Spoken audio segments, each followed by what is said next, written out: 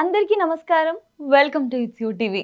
ప్రస్తుతం మనతో పాటు ఉన్నారు ప్రముఖ ఆధ్యాత్మికవేత్త, జ్యోతిష్య సామ్రాట్ బ్రహ్మశ్రీ మాడుగుల శివప్రసాద్ గారు. గురుగారితో మాట్లాడి మనకున్న సందేహాలన్నింటినీ కూడా నివృత్తి చేసుకునే ప్రయత్నం చేద్దాం. అంతకంటే ముందు ఇటువంటి ఆధ్యాత్మికపరమైన వీడియోస్ కోసం ఇప్పుడే మన ఛానల్ని సబ్స్క్రైబ్ చేసుకోండి. నమస్కారం గురువుగారు. ఆశీర్వచనం తల్లి. గురుగారు, మనకి శ్రావణ మాసంలో నాగుల పంచమి వస్తుంది కదా, ఆ రోజు యొక్క విశిష్టత ఏంటి? శ్రీ మహాగణాధిపతయ నమః. ఐం మహాసరస్వత్యే నమః. శ్రీ లలితాంబికాదేవియే నమః. నాగుల చవితి, నాగ పంచమి అనేటువంటివి రెండు వస్తాయి చవితి పంచములో. చవితి రోజు ఏమిటి అంటే నాగుల చవితి. నాగుల చవితి రోజు మనం ఏం పాటించాలి, ఏమిటి, ఎవరికి దేనివల్ల ఉపయోగం?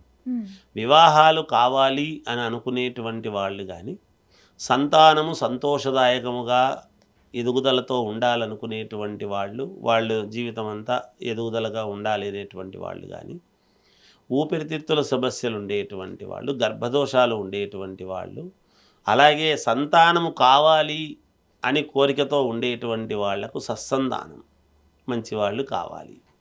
ఎవరైనా మంచివాళ్ళు కావాలని అనుకుంటారు, అంతే కదా. అంతే.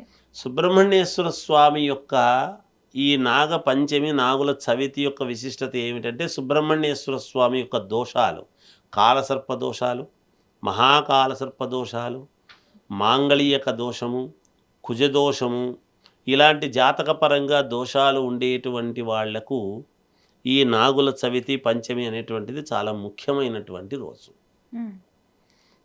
సహజంగా మేము మోపిదేవికి పోయినాము, కుక్కే సుబ్రహ్మణ్య స్వామికి పోయినాము, కాళహస్తికి పోయినాము అని అంటూ ఉంటారు. వాటికి పోతే పుణ్యం వస్తుంది. ఇప్పుడు ఇక్కడ చాలా వరకు మేలు జరగడానికి అవకాశం ఏమి అంటే, ఇట్లాంటి సమయాల్లో పుట్టలో పాలు పోయటం అనేటువంటిది ఒక విధానము. తర్వాత నాగప్రతిష్ఠ అని పాములు ఇట్లా జంటగా ఉండేటువంటివి, నాగదేవతలు ఉండేటువంటి ప్రతిష్ఠ జరిగినటువంటి దానికి పాలు పోయటం అనేది జరుగుతుంది.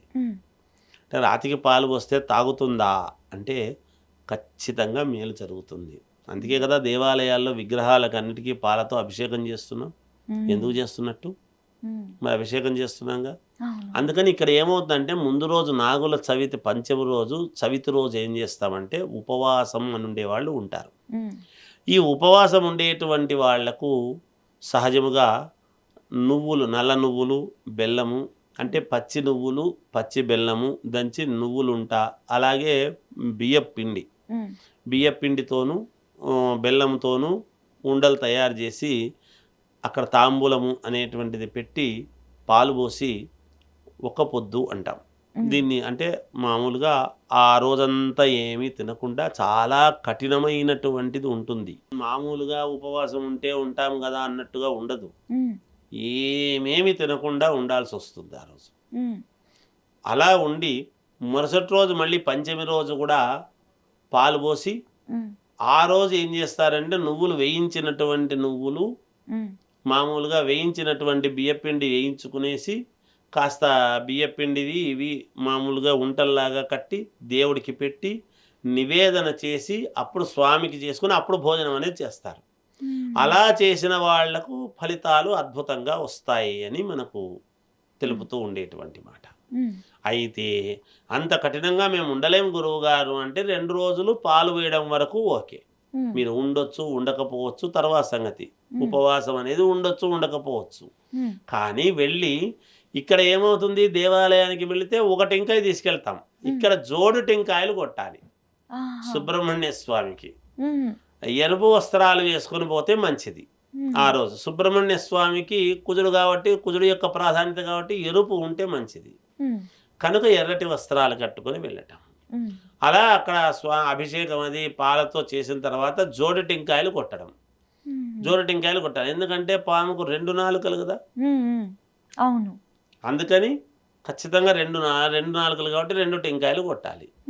జోడు టెంకాయలు తీసవి కొడితేనే పుణ్యఫలం. ఒకటే టెంకాయ కొడితే ఫలం రాదు. 2 టెంకాయలు కొట్టాలి. 2 టెంకాయలు కొట్టేసి స్వామికి నమస్కారం చేసుకునేసి, ఆ అభిషేకము చేసినటువంటి పాలను కంటికి అద్దుకోవడము, తీర్థంగా తీసుకున్నా మనకు దోషాలు పోతాయి. అది వివాహం కావాల్సినటువంటి వాళ్లకు వివాహము, కాలసర్ప దోషం ఉండేటువంటి వాళ్లకు కొంతవరకు కాలసర్ప దోషం అనేటువంటిది పోవటం చేయటం ఇవన్నీ పాటిస్తే జరిగేటివే.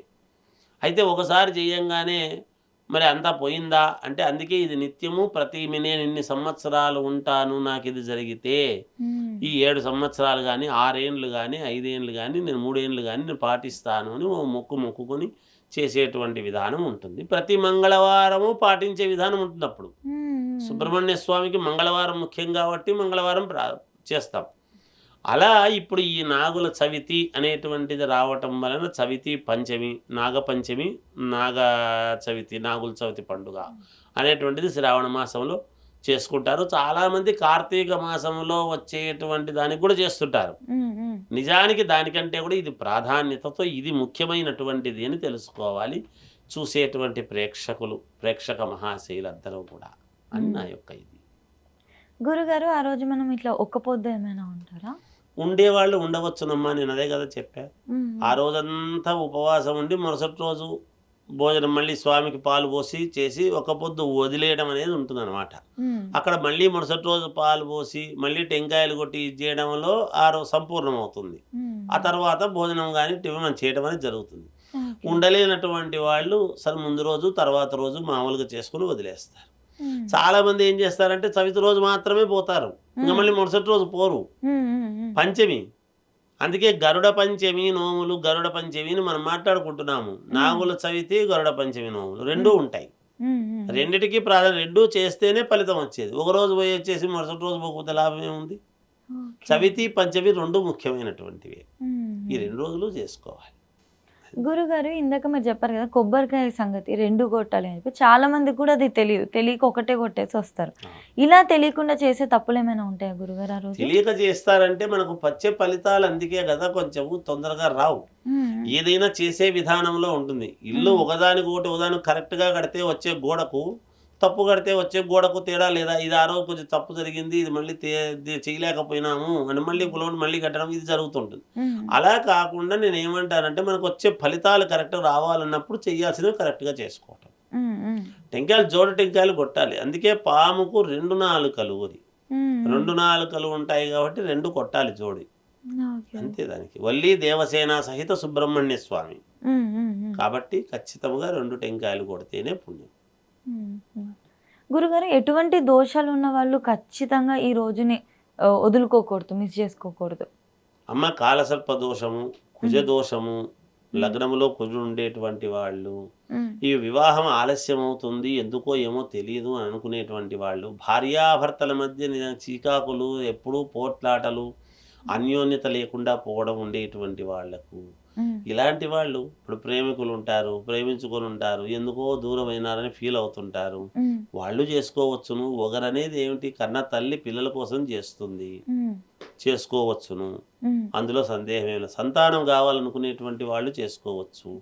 ఇది వీళ్ళు మాత్రమే చేయాలి, వీళ్ళు చేయకూడదు అనేది ఏమి లేదు. ఇప్పుడు భూముల యొక్క ఇబ్బందులు, భూమికి ఏదన్నా మనకు తకరార్లు ఉన్నాయి, భూమిది మనకు ప్రక్షాళన కావాలి, మనకు మేలు జరగాలి అనుకునేటువంటి వాళ్ళు, పాములు ఆకాశంలో తిరగవుగా, భూముల మీదనే కదా, పాతాళలోకంలోనే కదా నాగలోకం ఉంది. కాబట్టి భూములకు కుజుడు ప్రాధాన్యత. భూములకి ఇది పంటలు సరిగ్గా పండలేదు అని అనుకునేటువంటి వాళ్ళు రైతులు, ఎందుకంటే పొలాల్లో పుట్టలు ఎక్కువ ఉంటాయి, ఏముంది లేని తీసేస్తుంటారు. అలా తీసేయడం తప్పు. వాటి ఇంటిని ఎప్పుడైతే కూల్చేస్తామో మనం ఇల్లు కట్టుకోలేకపోతాం. అందువల్ల ఇట్లాంటివన్నీ దోషాలు మనకు ఇంటిలో వంశపారపర్యముగా పితృదోషాలు అనేటువంటి చుట్టుకోవడానికి గల కారణాలు కూడా దీనివల్లనే. అందువల్లనే ఇలాంటి దోషాలు ఉండేటువంటి వాళ్ళందరూ కూడా ఏదైనా ఇప్పుడు మనకు కోర్టు సమస్యలే కాకుండా ఇప్పుడు పోలీసు డిపార్ట్మెంట్తో సమస్యలు ఉంటాయి, దానికి కూడా కుజుడే అధిపతి. డబ్బు పరమైనటువంటివి ఏదైనా మనకు రావాల్సింది చేయాల్సింది ఉంటుంది. సుబ్రహ్మణ్య స్వామిని ఆరాధించండి, తప్పకుండా మీకు రావాల్సిన డబ్బులు వస్తాయి. తప్పకుండా ఆ 2 రోజులు పాటించండి. మరి మనం పాటించేటువంటివి రెగ్యులర్గా పాటిస్తుంటే ఏమి ఇబ్బంది లేదు, ఎటువంటి పూజలు చేసుకోనక్కర్లేదు. ఆ పాటించడం చేతగాకనే తప్పుగా పాటిస్తున్నాము కాబట్టి అది ఉండలేకనే మనం ఇంత ఇబ్బందులు పడుతుండే కారణం అది. దాని నాగసర్ప దోషం అని చెప్పేసి అన్నారు కదా గురుగారు, మీరు చెప్పిన పూజా విధానమే కాకుండా ఇంకేమైనా ప్రత్యేక పూజలు వీళ్ళు చేసుకోవాలా నాగసర్ప దోషం ఉంటాయి ఉన్న వాళ్ళ వాళ్ళు? వాళ్ళ జాతకాల్లో ఉండేటువంటి దోషాలను బట్టి ఇది చేసుకున్న తర్వాత అవి చేసుకోవాల్సి ఉంటే చేసుకుంటారు. వాళ్ళ వాళ్ళ జాతకాన్ని బట్టి ఉంటుంది అది. అది ఇంకా జాతకం చూసే అంతే చెప్పగలరు. కదా దానికి. అందరికీ ఒకటే రకం ఉండదు కదా. అందరూ ఒకే లగ్నంలో పుట్టుంటారు. దాని ప్రకారంగా చేసుకుంటే ఖచ్చితముగా 100% దోషం పోతుంది. వాళ్ళకు యోగం జరుగుతుంది. చాలా మంచి విషయాలు చెప్పారు గురుగారు. ధన్యవాదాలు గురుగారు. జయోస్తు.